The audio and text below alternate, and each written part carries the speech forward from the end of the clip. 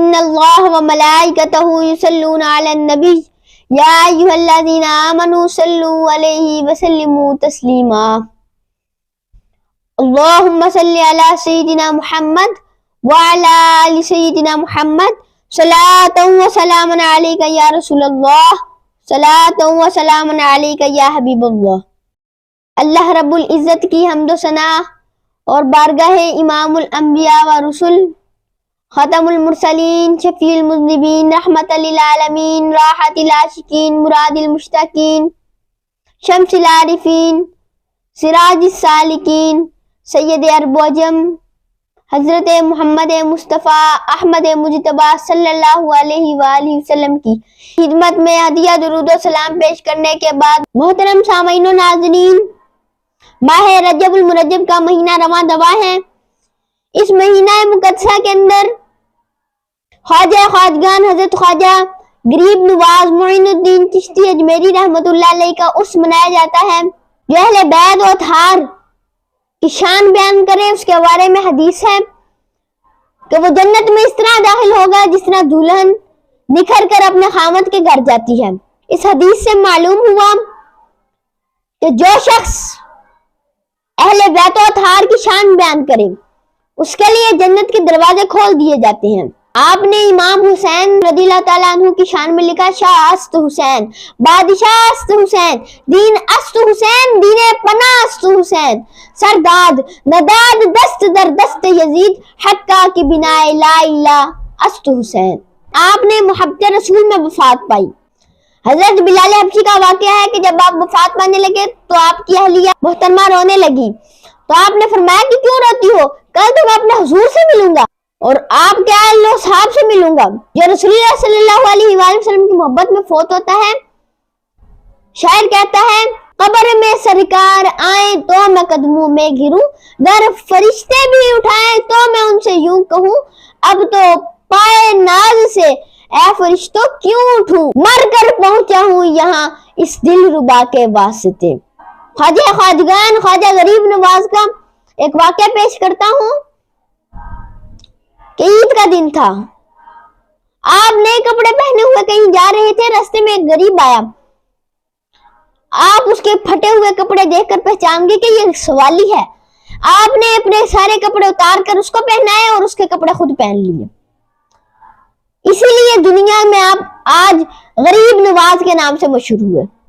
اور ایک دن آپ باغ میں بیٹھے پودوں کو پانی دے رہے تھے کہ ایک مرد حق اندر داخل ہوا جس کو دنیا ابراہیم قزوزی کے نام سے جانتی ہے۔ تو آپ نے ان کو سایہ دار درخت کے نیچے بٹھایا، انگوروں کا ایک خوشہ دیا، ابراہیم قزوزی نے اس کو تناول کیا اور پھر آپ کی سخاوت کو دیکھ کر آپ نے ایک خشک روٹی کا ٹکڑا نکالا اور اس کو منہ میں چبا کر آپ کے منہ میں ڈال دیا۔ آپ فرماتے ہیں کہ اس کے بعد میرا دل روشن ہو گیا، میں نے وہ باغ بیچ کر سارے پیسے غریبوں میں تقسیم کر دی۔ اس کے بعد آپ اپنی والدہ سے اجازت لے کر علم کی تلاش میں نکلے، سمرقند کا سفر کیا اور پھر بخارا تک پہنچے اور اپنے مرشد کامل کی تلاش میں نکل گئے۔ اب حضرت عثمان ہارونی کے نام کی شہرت تھی، آپ گئے ان کے پاس، آپ دیکھتے ہی پہچان گئے کہ یہ مرد حق ہے۔ اب ان کی بیعت ہوئے، بیعت ہونے کے بعد آپ اپنے مرشد کامل کے ساتھ بیت اللہ شریف حاضری دی، حج کیا، اور حج میں آپ کو اتنی سعادت حاصل ہوئی کہ آپ کے مرشد کامل آگے آگے اور مرید صادق آپ پیچھے پیچھے۔ حج کرنے کے بعد بیت اللہ شریف حاضری دینے کے بعد آپ مدینہ منورہ روانہ ہوئے اپنے مرشد کے ساتھ۔ وہاں پر سبز گنبد کے جالیوں کے سامنے آپ کے مرشد نے فرمایا کہ سلام عرض کرو۔ آپ نے نہایت ہی ادب سے سلام عرض کیا تو آپ کو جواب آیا، وعلیکم السلام یا قطب المشائخ۔ آپ کو رسول اللہ صلی اللہ علیہ وآلہ وسلم کی طرف سے اجمیر جانے کا حکم ہوا۔ آپ نے دل ہی دل میں سوچا کہ میں تو اس علاقے کو نہیں جانتا، انہی سوچوں میں آپ کو نیند آ گئی، آپ سوئے تو خواب میں نبی پاک صلی اللہ علیہ وآلہ وسلم کی زیارت ہوئی۔ آپ نے آپ کو سارا اجمیر گھما دیا، سارا ہندوستان گھما دیا۔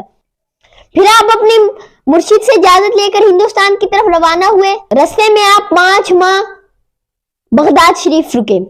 غوث اعظم سے فیض حاصل کرنے کے بعد آپ لاہور پہنچے اور दादा गंज बख्श अली हजवेरी रहमतुल्लाह अलैह के दरबार पर 40 रोजा इत्तिकाफ किया। चिला काटने के बाद आपने ये शार लिखे, गंज बख्श फैज आलम मजहरे नूरे हुदा ना के सारा पीर कामिल कामिलारा रहनुमा। ये शार लिखने के बाद आप अजमेर शरीफ रवाना हुए। शरीफ में जब आपकी आमद हुई तो वहां पर पृथ्वीराज था। जब पृथ्वीराज ने देखा कि सब लोग इस दरवेश की तरफ जाते जा रहे हैं तो उसने कहा कि ये कोई जादू कर रहा है जो लोगों को अपनी तरफ बुलाता जा रहा है। तो फिर उसने अपने दरबार में जयपाल जोगी को बुलाया।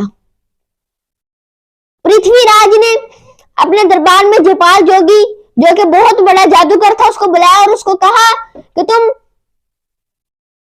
इस दरवेश को हटा दो, इसको हरा दो। वो अपने 5000 शागिर्दों के साथ शेर के ऊपर बैठकर हाथों में सांप पकड़े, सांप के मुंह से आग निकल रही है और वो शेर पर सवार होकर अपने 5000 शागिर्दों के साथ जब अजमेर शरीफ आया, जब आपके पास पहुंचा तो उसने जादू करना शुरू किया। तो आपने अपने गिर्द दायरा खींच लिया, जादू का हम पर कोई असर ना हो। और फिर आपने जमीन से मिट्टी उठाई और फेंक दी और सारा का सारा जादू आनन फानन खत्म हो गया। शेर खत्म, सांप खत्म, सारा कुछ खत्म हो गया, बस वही रह गए। और फिर उसने अपना जादू शुरू किया और हवा में उड़ना शुरू कर दिया। आपने अपने जूते उठाए और आसमान की तरफ फेंक दिए। अब वो जूते उसके सर के ऊपर बरसना शुरू हो गए। जहां पर वो जाता उसके सर पर जूते लगते, हत्या कि वो मजबूर हो गया और नीचे उतरते ही उसके दिल की दुनिया तब्दील हो गई। कलमा पढ़कर मुसलमान हो गया।